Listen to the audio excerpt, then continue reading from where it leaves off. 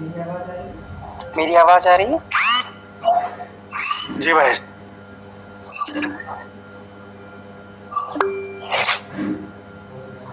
चलिए अब देखिए, बहुत ध्यान से समझिए। गाथा में जहाँ कर्ता अधिकार आया था, वहां कर्ता अधिकार में इन्होंने कहा कि व्यवहार से जीव ज्ञानावरणादि उद्गल कर्मों को करता है। फिर कहा अशुद्ध निश्चय से ये राग देश रूप भावों को करता है।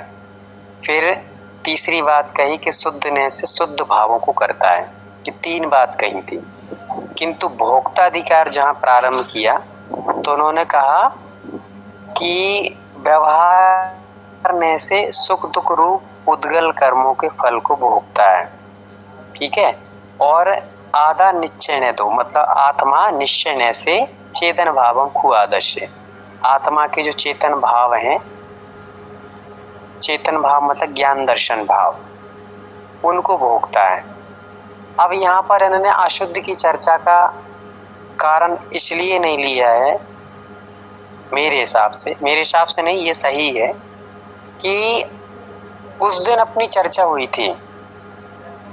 चर्चा में ये आया था कि उद्गल आदि द्रव्य कर्म ही जीव बांधता है या भाव कर्मों को भी बांधता है।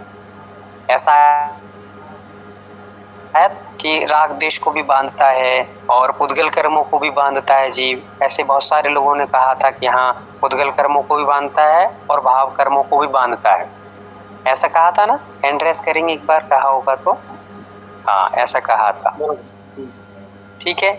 अब यहाँ इस गाथा से वो क्लियर हो रहा है सुभाष भैया, यहाँ पर एकदम क्लियर हो गया। क्लियर क्या हो गया कि राग देश भावों को अशुद्धने की अपेक्षा से करता तो है, पर यहाँ अशुद्धने से भोगता नहीं है।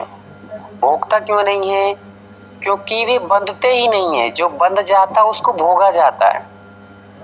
राग देश होके खत्म हो जाते हैं। राग देश इधर हमने किए और वो पुद्गल में परिवर्तन होकर कर्म बंध गए, और जो पुद्गल रूप बंध के रह गए वो भाव कौन से कर्म हो गए? द्रव्य कर्म। राग देश तुरंत होते हैं और खत्म होते हैं। राग देश हुए, खत्म हुए, एक क्षणवर्ती राग देश होते हैं। राग देश एक क्षण में, जैसे पानी की लहरें उठती हैं बदलती हैं, फिर लहरें उठती हैं बदलती हैं। राग देश चलता है, होता है, चलता होता है। राग देश परमानेंट नहीं रहता, परिवर्तनशील बनना रहता है। हवा बह रही है वैसे ही राग देश बह रहा है, बंधने वाला नहीं कि बंध के रह जाए। इसीलिए यहाँ पर भोक्ता अधिकार में राग देश बंधे ही नहीं है। फिर रहते तो भोगे जाते। इसलिए कभी भी ये ध्यान रखना है हमें, बंधते मात्र द्रव्य कर्म ही है, भाव कर्म बंधते नहीं है। जो द्रव्य कर्म हमारी आत्मा में बंध गए हैं, उन द्रव्य कर्मों के कारण से हमारे वैसे परिणाम होते हैं, और जैसे परिणाम होते हैं फिर द्रव्य कर्म वैसा बंध जाता है। ये क्रमबद्ध तरीके से चलता चला जा रहा है। अब इसमें हम भाव जैसे होंगे कर्मों के अनुसार, उन भावों को यदि कंट्रोल कर लें, क्या कर लें? भावों को यदि हम लोग कंट्रोल कर लें, तो वे कर्म जो बार बार बंध रहे हैं वैसे की वैसे, उनमें स्थिति अनुभाग शक्ति कम हो जाती है, कम होती चली जाती हैं। तो वे कर्म हमारे ढीले पड़ते जाते हैं, निर्जरा को प्राप्त होते चले जाते हैं। क्लियर हुई बात? नहीं हुई है?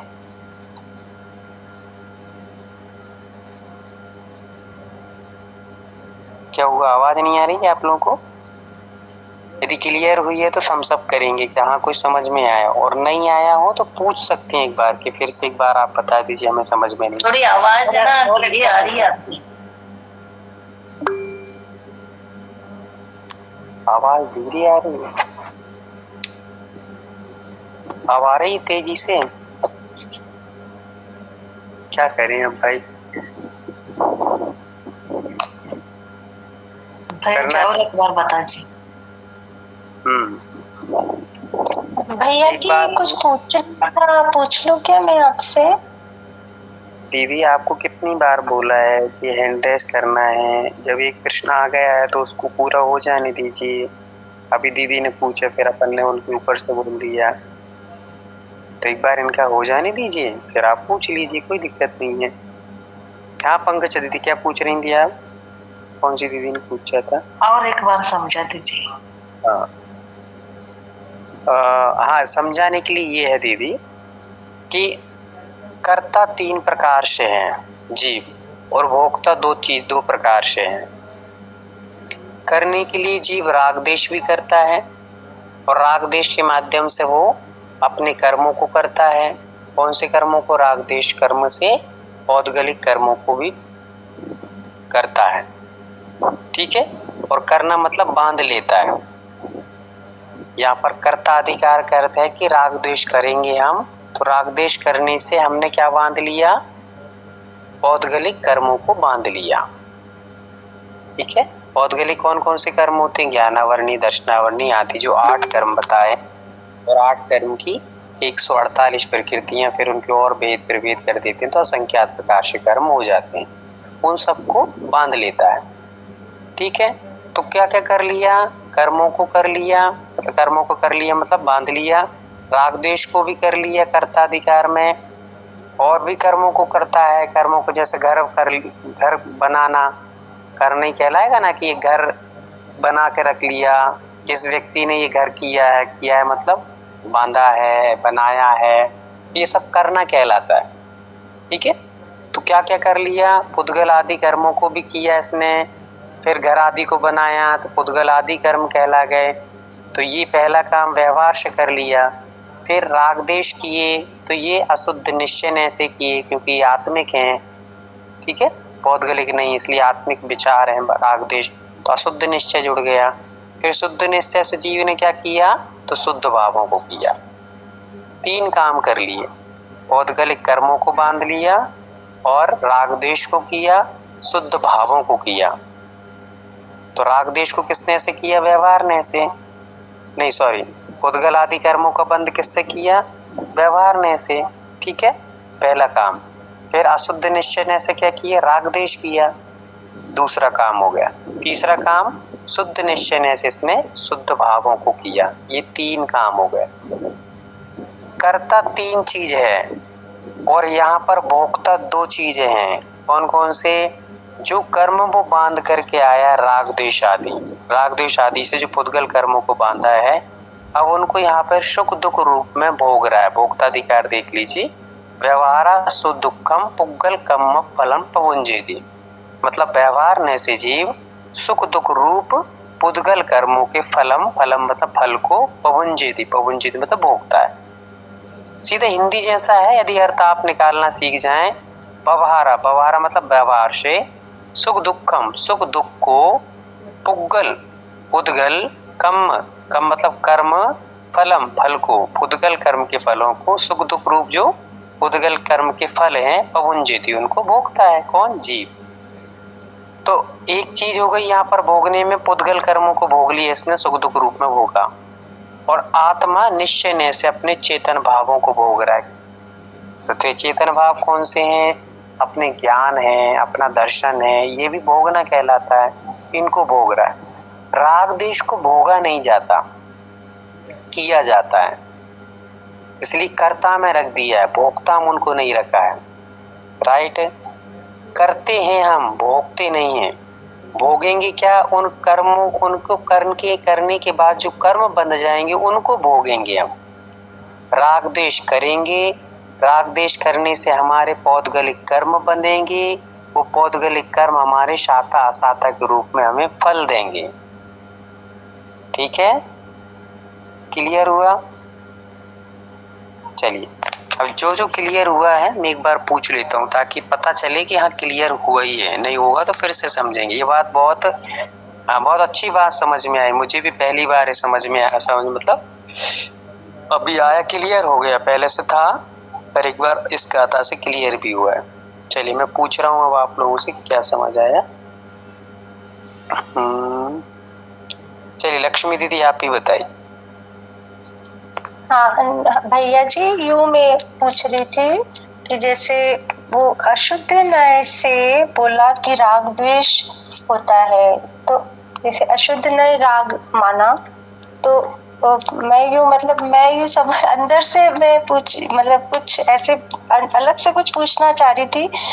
तो राग को अशुद्ध क्यों माना? कुछ प्रशस्त राग भी होता है, जैसे हमको कोई आपसे पढ़ने का राग है या कोई जिनवानी का राग है, किसी प्रतिमा का राग है, तो फिर उसको भी अशुद्ध ही मानेंगे क्या भैया जी? तो इसमें पुद्गल का संबंध कैसे बैठेगा कि वो पुद्गल, जैसे द्रव्य कर्म ही बंधे भाव कर्म नहीं बंधे, तो मेरे जो राग प्रशस्त था वो शुद्ध नय में आएगा या वो अशुद्ध से ही राग को अपर प्रशस्त को भी अशुद्ध ही मान लेंगे? मतलब मैं कुछ इस तरीके से कुछ समझना चाह रही थी, तो मेरे को थोड़ा सा आप इसका समाधान कर दीजिए, यूं कह रही थी। तो ये डिफरेंस थोड़ा सा मेरे को समझना था यहाँ पर। ठीक है, हो गया प्रश्न? हाँ भैया जी। तो पहले तो मैंने आपसे ये कहा था कि आप जो मैंने बताया है उसको बताइए, पर आपने अपना प्रश्न पूछ लिया तो कोई बात नहीं है। प्रश्न का उत्तर हम लोग अभी इसको होल्ड करके रखते हैं, क्योंकि जो हमारी मूल बात चल रही है वो अभी गौण हो जाएगी, इसलिए अभी चलिए सहायगढ़ रश्मि दीदी आप बताइए, क्या अपन ने ऊपर वाली गाथा भोक्ताधिकार और कर्ताधिकार में क्या डिफरेंस समझा, क्या अपन को समझ में आया?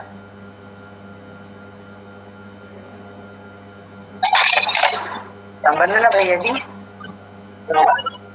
भैया जी, ये पुद्गल कर्माधीनम वाला जो कर्ता अधिकार है उसमें पुद्गल कर्मों को करता है व्यवहार नय से, और निश्चय नय से चेतन आत्मा चेतना कर्मों को करता है, और व्यवहार से दुखम, व्यवहार से सुख और दुख को भोगता है, इसलिए पुद्गल कर्म फलम भुंजेति, पुद्गल कर्मों का फल भोगता है। निश्चय नय से चेतन भावों का करता है। तो इसमें भी ये समझ में ये आया है कि राग देश की अपेक्षा से कर्म बनते हैं, राग देश की अपेक्षा से कर्म बनते हैं अशुद्ध निश्चय नय से, और राग देश क्षण क्षण में बदलता है, बनते नहीं है। द्रव्य कर्म ही बनते हैं, भाव कर्म नहीं बनते। तो अपनी जो चर्चा पहले हुई थी उस हिसाब से पुद्गल कर्म बनते हैं ज्ञान आवरण आदि। तो जो हम ही लोगों ने कहा था कि दोनों भाव बनते हैं, पर ये सिद्ध हो गया कि पुद्गल ही कर्म को बांधते हैं, और जो निश्चय नय से शुद्ध भावों को करता ही है वह, और भावों से कर्म नहीं बनते, ऐसा समझ आ रहा। नहीं, हाँ बहुत अच्छा, भावों से तो कर्म बनते ही हैं, पर भावों से कर्म बनते हैं पर भाव नहीं बनते, ऐसा। चलिए सुभाष भाई, एक बार आप इस पे क्या चिंतन है आपको, क्या विषय समझे, आपको क्या समझ में आया? कर्ता तीन प्रकार से होते हैं, मीन्स करते समय, लेकिन भोगते समय दो प्रकार से बताए। तीन प्रकार वाला जो करता है उसमें बोला है कि पौद्गलिक परिणाम जो है ना राग द्वेष से होने वाले, वहाँ पे पौद्गलिक कर्म जो है ना 8 कर्म, ज्ञानावर्धन 8 कर्म, उसके 148 प्रकृति है, इससे कर्म बांध लेता है। राग द्वेष से अशुद्ध नय ऐसा बता दिया वहाँ पे, और शुद्ध नय से निश्चय नय से बात अगर करते तो शुद्ध भाव कर लेते हैं।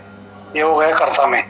लेकिन भोक्ता में दो ही प्रकार उन्होंने बताए कि व्यवहार में अगर हम देखते हैं तो सुख दुख में सुख और दुख दोनों बांधते हैं व्यवहार से, और उसका क्या भोगता है, पुद्गल कर्मादि के परिणाम में वो भोगता है। और निश्चय नय से अगर हम भाव ये कर दिया, अंडरस्टैंड करके लेते हैं, तो निश्चय नय से शुद्ध भाव को ही उतना भोगता है, चेतन भाव को ही भोगता है, ऐसा अंडरस्टैंडिंग है। तो इस चीज से आप संतुष्ट हैं कि नहीं है? मैं आपसे पूछ रहा हूँ, आपको इससे संतुष्टि थोड़ा और भी डीप जाना चाहिए इसमें भैया जी। मुझे जो लग रहा है ना कि 3 प्रकार से बांधता है कर्म, ठीक है, और 2 प्रकार से भोगता है, वो क्लियर हो गया अभी। कौन से व्यवहार नय और निश्चय नय से हो गया। व्यवहार नय से अपन सुख दुख जो होता है ना उसका परिणाम क्या होता है, उद्गल कर्म फल हम जो भोगते हैं ना, ज्ञानावरण आदि और कर्म वो भोगते हैं सुख दुख की वजह से। और निश्चय से अगर हम बात कर दे तो चेतन भाव जो है ना उसका, वही हम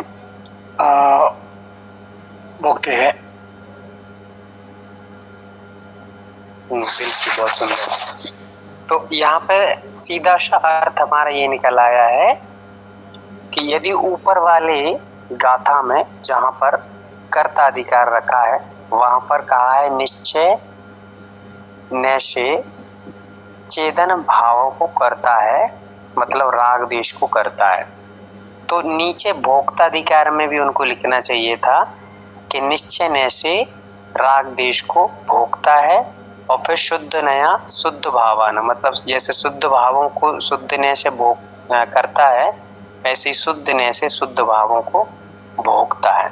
ऐसे तीनों ने यहाँ पर रख देते, क्या बिगड़ रहा था आचार्यों का, पर उन्होंने यहाँ पर तीन ने ना रख के दो ही रखे, एक व्यवहार और एक शुद्ध निश्चय ने, जिसको शुद्ध ने कह दिया। तो उन्होंने अशुद्ध निश्चय ने का वर्णन यहाँ पर नहीं किया, क्योंकि अशुद्ध निश्चय जीव कर्मों परिणामों को रागदेशों को करता तो है पर भोगता नहीं। भोगता क्यों नहीं? क्योंकि वो बंधे ही नहीं रहते, वो तो आए गए, रागदेश हुए खत्म, इसलिए ऐसा होता है। चलिए ये विषय अपना खुला। अब हम लोग जैसे सुभाष भैया ने कहा इस चीज को डीप में जाना चाहिए, तो डीप में जाने के लिए हम लोग जैसे पहले दीदी ने पूछा था, लक्ष्मी दीदी ने, उस चीज का अपन समाधान कर लेते हैं। दीदी ने कहा है कि हम लोग पूजन पाठ करते, सामायिक स्वाध्याय प्रतिकरण वंदना सामायिक देव वंदना करते हैं, शिखर जी जा रहे हैं, बहुत सारे से क्षेत्र जाते हैं, पुण्य की क्रियाएं करते। उन पुण्य की क्रियाओं को यहाँ पर अशुद्ध क्यों कहा, उसको शुद्ध क्यों नहीं कहा, अशुद्ध निश्चय ने से क्यों कहा, यही पूछा है ना दीदी आपने, शुद्ध निश्चय ने से क्यों नहीं कहा? हाँ भैया जी, मतलब मैंने आपको बता दिया, मैं इसको थोड़ा अंदर से समझना चाह रही थी, आप अपनी तरफ से समझा दीजिए इसको कि वो अशुद्ध से राग, प्रशस्त राग भी होता है, तो वो राग को अशुद्ध यहाँ पे क्यों माना इस गाथा में, ऐसा। म्यूट कर लीजिए। चलिए, अशुद्ध निश्चय ने जितनी भी क्रियात्मक चीजें होती हैं, चाहे वो आप शुभ रूप करिए चाहे वो अशुभ रूप करिए, जहां पर कर्म बंधेगा, चाहे वो शुभ रूप बंधे चाहे अशुभ रूप बंधे, वह सब अशुद्ध नय में ही जाएगा। और अशुद्ध नय में मतलब वहां व्यवहार ने नहीं कहा, अशुद्ध निश्चय ने कहा। निश्चय क्योंकि जो निश्चय की जहां भी चर्चा आ जाए, चाहे वो शुद्ध हो चाहे अशुद्ध हो, सीधा आत्मा पर अटैक करेगा। ठीक है, शुद्ध नय की बात होगी तो फिर सिद्ध शिला में बैठे सीधे अरिहंत भगवान पर चले जाइए, अपनी दृष्टि वहां ले जाइए। और अशुद्ध नय से चर्चा हो तो अपन जो रागी द्वेषी हैं अपनी आत्मा पर ले आइए, बात को कहाँ ले आइए, शरीर पे नहीं लाना है, बाहर की क्रियाओं पे नहीं लाना, आत्मा पर लाइए। तो अशुद्ध निश्चय नय से हम लोग जो आत्मिक पुण्य की क्रियाएं कर रहे हैं, भाव लगा लगा करके अपन ने सोचा कि चलो भाई तीर्थ वंदना करने जाना है, या आज पूजन कर रहे हैं, अपन विधान कर रहे हैं बड़े भक्ति भाव से, जो आत्मिक भाव भी पुण्य क्रियाओं में भी जुड़े हुए हैं, वो पुण्य क्रिया भी आपके लिए कर्म बंध का कारण बन रही हैं, भले ही वो शुभ रूप में बंध रही हैं। और शुभ हो चाहे अशुभ हो, कर्म हमेशा संसार का ही कारण बनेंगे, कर्म कभी भी मोक्ष का कारण नहीं बनेंगे। इसीलिए यहाँ पर उन्होंने इसको अशुद्ध निश्चय कहा। ठीक है, शुद्ध ने कब कहेंगे, जब आप कर्मों की स्थिति से परे चले जाएंगे, तभी आपको शुद्ध ने कहेंगे। अब हम इसको यहाँ ऐसे और समझ सकते हैं कि जब आप कह रहे हैं कि पुण्य क्रियाओं से कर्म बंधते हैं, है ना, और उससे संसार मिलता है, तो फिर हम लोग पुण्य क्रियाएं करना छोड़ दें क्या? तो मत छोड़िए आप। क्यों मत छोड़िए? क्योंकि आपके पास दो ऑप्शन है, एक पाप है और एक पुण्य है। ठीक है, एक पुण्य है और एक पाप है। आप पुण्य को छोड़ेंगे तो पाप करेंगे, या पाप को छोड़ेंगे तो पुण्य करेंगे। पाप हमें दुर्गतियों में ले जाएगा, बहुत बुरी बुरी दशाएं कराएगा, पुण्य हमें सदगति ले जाएगा, सद्बुद्धि देगा, सत्संस्कार देगा, सत्सामग्री देगा, सारी चीजें देगा। ठीक है, ये समझ लीजिए। दूसरी बात, पुण्य भी दो प्रकार का है।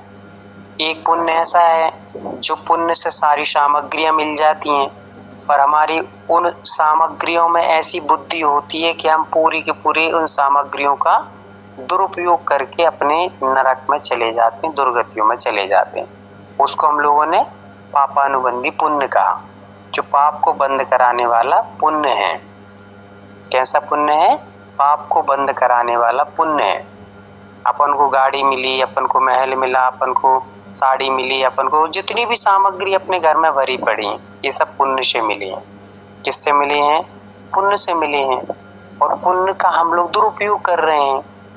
क्या कर रहे हैं? पुण्य से मिली हुई वस्तुओं का दुरुपयोग कर रहे हैं। ठीक है।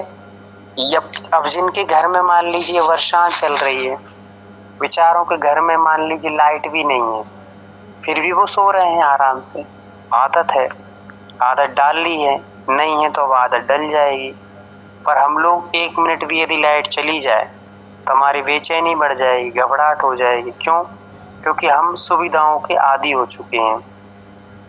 और अपन लोग पंखे चले ही रहे हैं परमानेंट, भले ही कोई है नहीं है, फिर भी इधर गए उधर गए घूम रहे हैं, पंखे चल रहे हैं, कूलर चल रहे हैं, लाइटें जल रही हैं, कितनी कीड़े मर रहे हैं, होते जा रहे हैं, गिर रहे हैं, मर रहे हैं, फिर भी लाइट जलाने की आदत है। लाइट जला के ही बैठेंगे, लाइट जलाएंगे ही। जहाँ आवश्यक हो वहाँ क्रिया कर रहे हैं, फिर भी चल रहा है। जहाँ आवश्यक नहीं है, अब जैसे आप क्लासों में बैठे यहाँ पर, तो यदि आपको मान लो लिख रहे हैं, थोड़ी बहुत चीजें लिख रहे हैं, तब तो चल भी रहा है।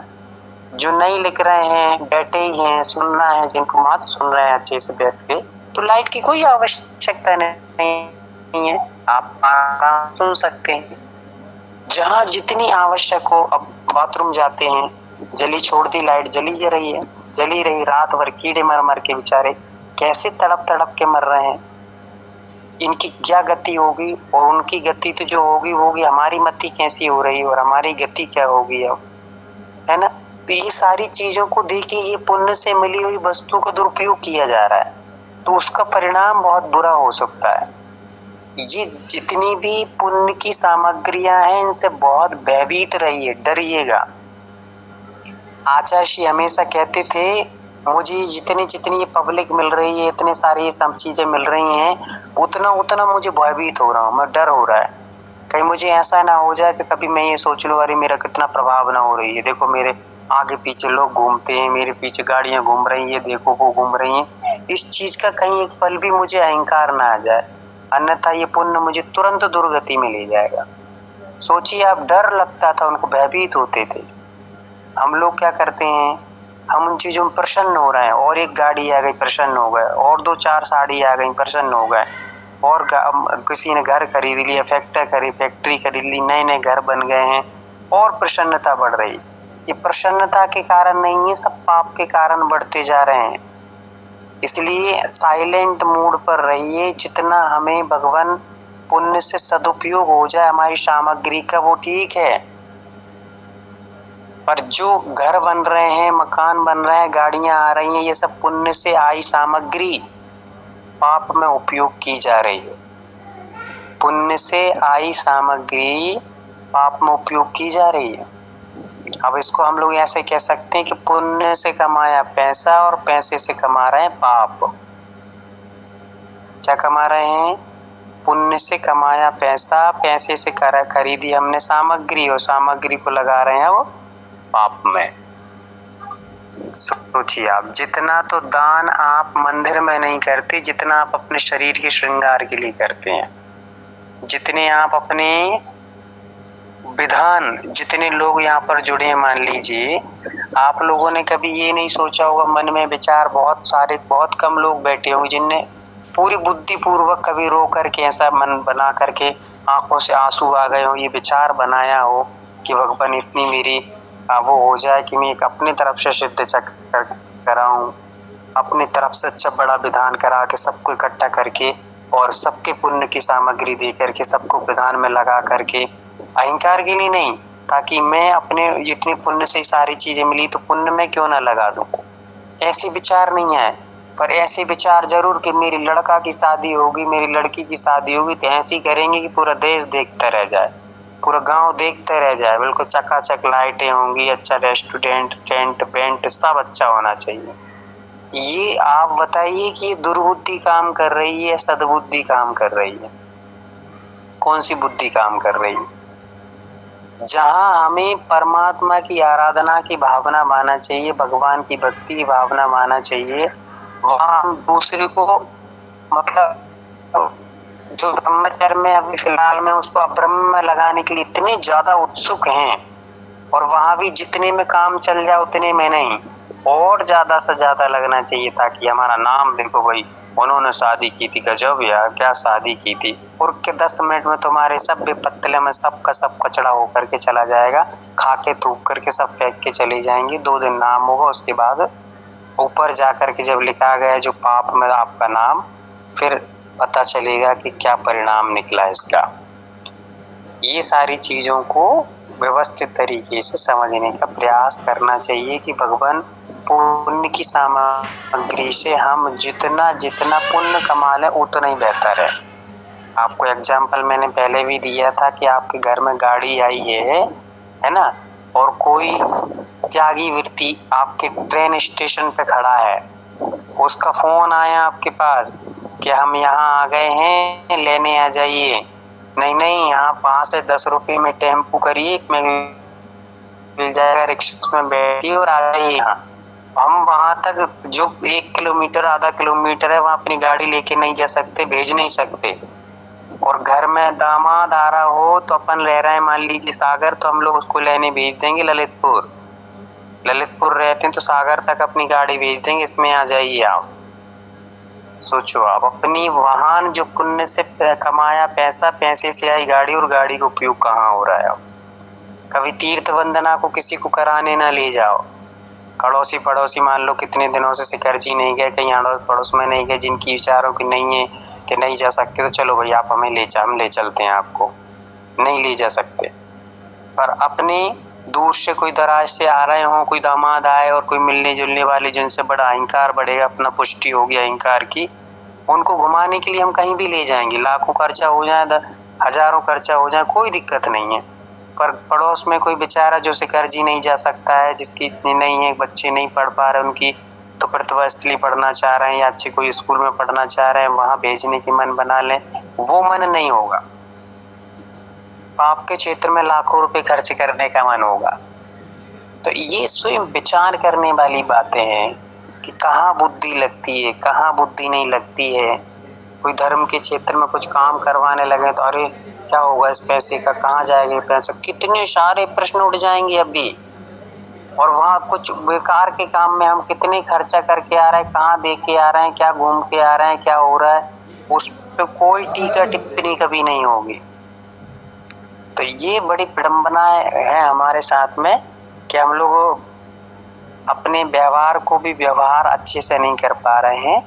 तो ये सोचना चाहिए, है ना। तो ये इससे हमारी दुर्गतियां होंगी, और हम पुण्यानुबंधी पुण्य, हमने जो पुण्य से सामग्री पाई है उसका पुण्य में लगाएंगे तो पुण्य ही देगा तो हमें संसार ही, और संसार में ऐसी सामग्रियां मिलती जाएंगी जिससे हम आगे आगे आगे आगे चल करके उस मोक्ष के किनारे तक पहुंचने की सामग्रियां तो चाहिए ही, है ना। जैसे कि मान लीजिए आपको कोल्हापुर जाना है, आपको मुंबई जाना है, दिल्ली जाना है, तो आप ट्रेन से जाएंगे या आप एरोप्लेन से जाएंगे या कोई गाड़ी से जाएंगे।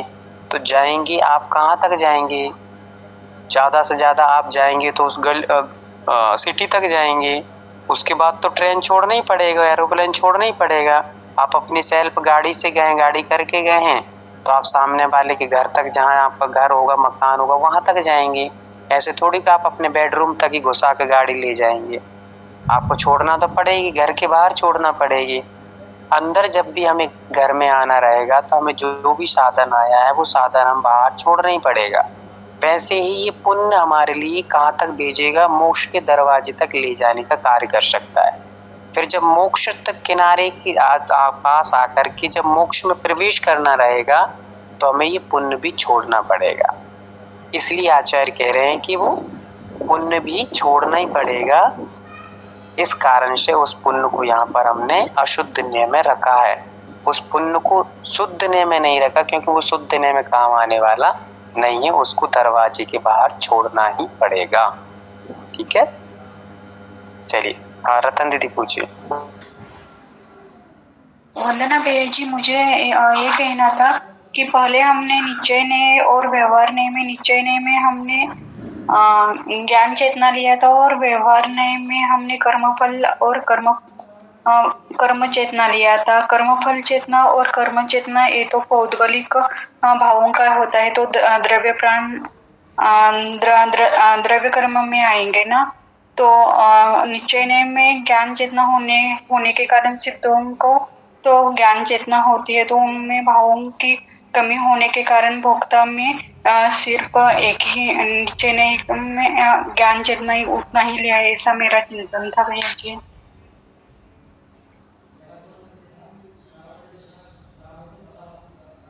बहुत बढ़िया, कम से कम चिंतन को वहां तक ले तो गए। ये बहुत बढ़िया है कि कहाँ से बचे को कहाँ तक ले गए, ये बहुत अच्छा है। ये दिमाग ऐसे चलना चाहिए, धीरे धीरे चलने लगेगा जैसे जैसे क्लासों में और पढ़ेंगे अपन आगे आगे बड़े ग्रंथों को। बहुत सुंदर चिंतन है कि हम लोग चेतना के 3 भेद करके आए हैं फिलहाल में, कर्म चेतना, कर्म फल चेतना, ज्ञान चेतना। और यहाँ पर भोक्ता और कर्ता में भी हम लोगों ने चेतना की चर्चा की है कि एक चेतना कर्म का फल करती है, एक चेतना को भोगती नहीं है। पर तो वहां जो कर्म है वो उसमें अभी कर्ता ही कहा है, भोक्ता कहीं नहीं कहा। जो चेतनाएं बताई हैं उनमें कर्म फल चेतना, कर्म फल मतलब कि कर्म फल चेतना, कर्म फल में भोग रही है। पर कर्म किसके माध्यम से भोग रही है? पुद्गल रूप में भोग रही है, सुख दुख रूप में भोग रही है वो चेतना कर्मों को फल। राग द्वेष रूप में नहीं भोग रही है। राग द्वेष रूप में कर सकती है।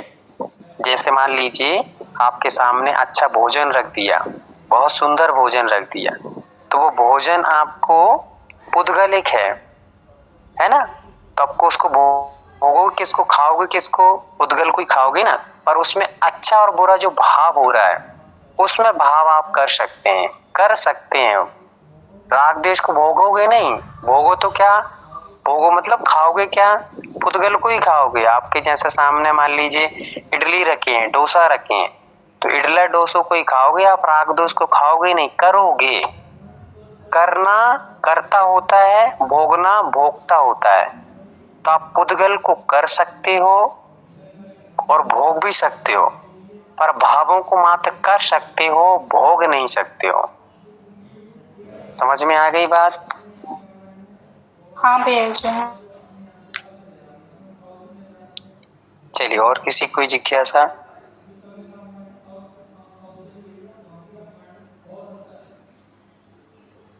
चलिए, तो सबको विषय समझ में आया। अंत में अपन लोग उपसंहार करते हुए इतना कहेंगे कि यहाँ पर आचार्यों ने ये बता दिया है कि सुख दुख का ये जीव भोगता है। भोगता व्यवहार ने से है, निश्चय ने से मात्र अपने ज्ञान दर्शन रूप जो भाव है उनको भोगता है। कभी भी हम जब भी सुख हमारे पास आए, दुख हमारे पास आए, आवाज आ रही है आपको? हाँ, जब भी कभी हमें सुख आए और दुख आए तो हमें विचार ये करना चाहिए कि मेरे न ये सुख है और ना कभी दुख हो सकता, क्योंकि आत्मा मात्र ज्ञान दर्शन परिणाम वाली है, न सुख वाली है न दुख वाली है। ये सांसारिक जो सुख है, ये दुख है, ये मात्र पौद्गलिक हैं और पुद्गल मुझसे भिन्न है। पुद्गल मुझसे भिन्न है। आज सुख है तो कल दुख आएगा, आज दुख है तो कल सुख आएगा।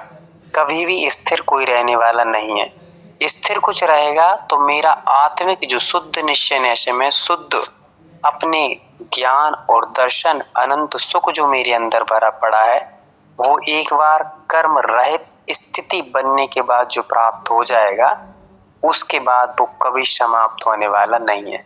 पर आज हमें जितने भी सुख मिल रहे हैं, चाहे आप बहुत सुंदर हो, चाहे आप बहुत अच्छे गाते हो, चाहे आप बहुत अच्छे से लेखन कार्य करते हो, बहुत अच्छे वक्ता हो, चाहे गायक हो, कुछ भी चीज जो मिली है उसमें आज की इस गाथा से हमें ये शिक्षा मिलती है कि इनमें सब में अहंकार नहीं करना है, क्योंकि ये पलिक क्षणिक चीजें हैं।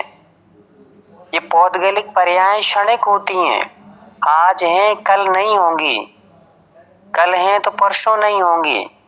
जो परसों सुख, आज दुख है तो कल दुख रहने वाला नहीं है, कल सुख होगा। और आज जो सुख दिख रहा है वो सुख आज कल रहने वाला नहीं है। कब कौन सी परिस्थिति बनेगी, ये पुद्गल की पर्याय कभी भी बदल सकती हैं। और जो पुद्गल से रहित मेरी आत्मा है, उस आत्मा में जो अनंत सुख है वो कभी भी छूटने वाला नहीं है। इसलिए मुझे, यदि मैं इन राग द्वेष करूंगी इनमें, किसमें, आज मुझे जो सुख सुविधाएं मिली हैं या मुझे मिली है या सुख के जो साधन मिले हैं, उनमें आज मैं यदि किसी प्रकार से राग द्वेष कर लूंगी तो मुझे पुनः कर्म बंद हो जाए।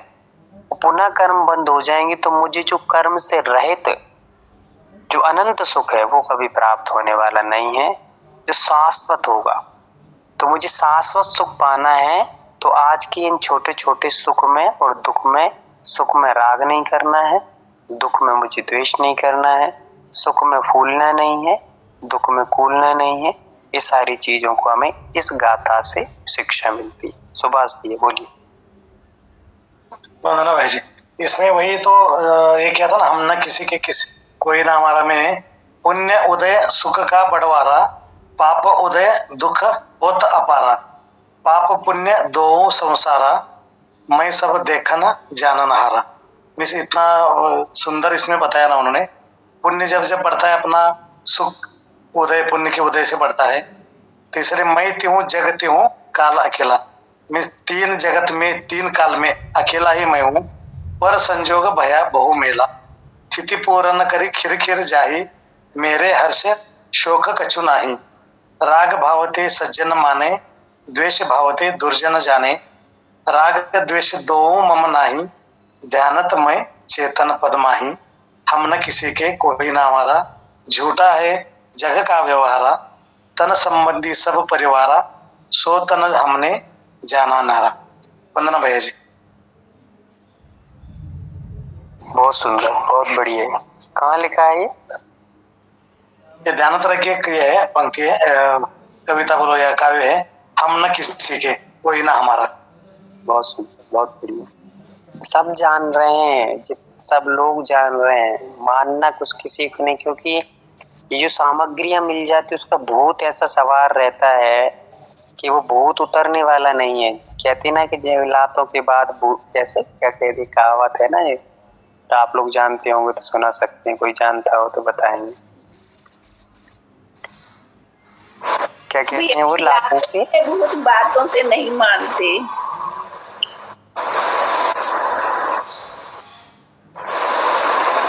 ये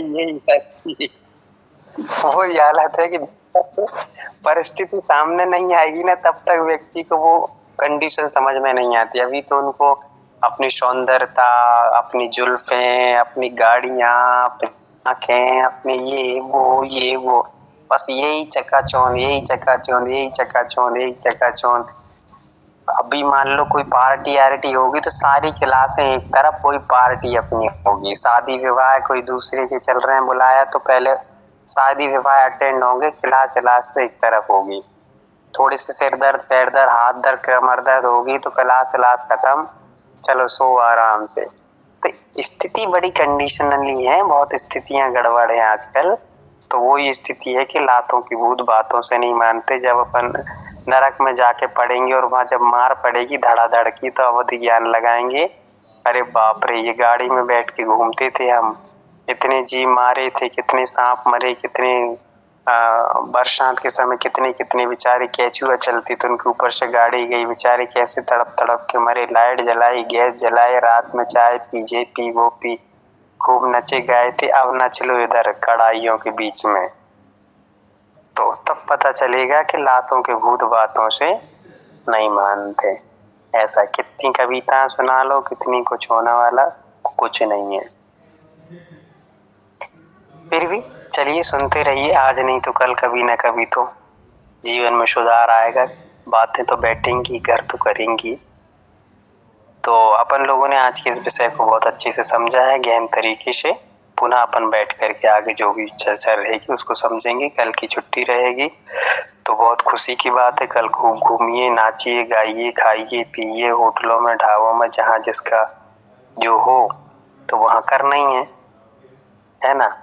बाकी जिन लोगों को कल और जुड़ना हो, जुड़ना मतलब कि कल अपन लोग परीक्षा रहेगी कल, और आज कल रेणु दीदी नहीं है, तो सुभाष भैया आपको एक पेपर बनाना है, हल्का पतला छोटा सा, कुछ क्वेश्चनों के, घुमा फिरा कर क्वेश्चनों के, और सभी को उस चीज का जवाब देना रहेगा।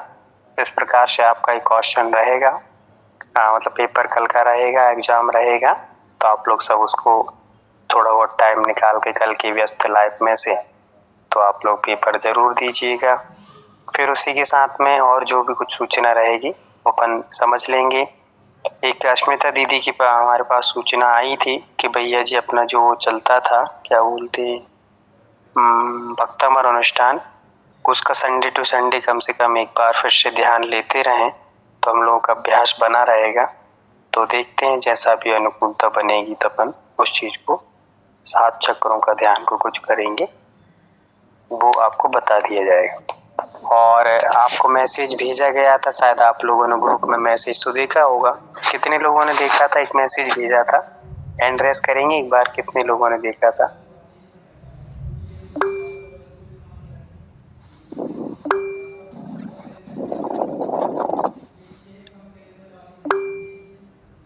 उस मैसेज में क्या लिखा था, थोड़ा लिख करके बताएगा एक आध जन?